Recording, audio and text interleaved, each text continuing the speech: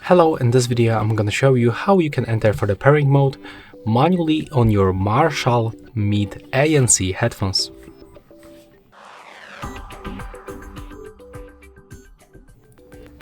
So as you can see, currently my headphones are turned on, but unfortunately my phone cannot find them.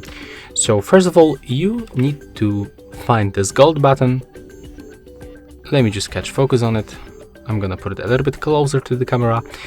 We have to click and hold this button until our headphones turned off. So click and hold it. Take a look for the indicator.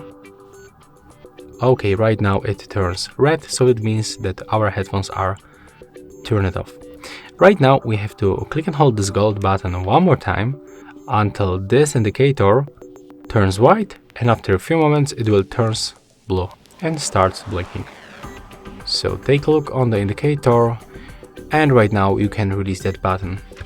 Right now, when you open the Bluetooth settings on your phone and refresh the list of devices, you will find your headphones on available devices list. And as you can see, that's all for this video. Hope you like it.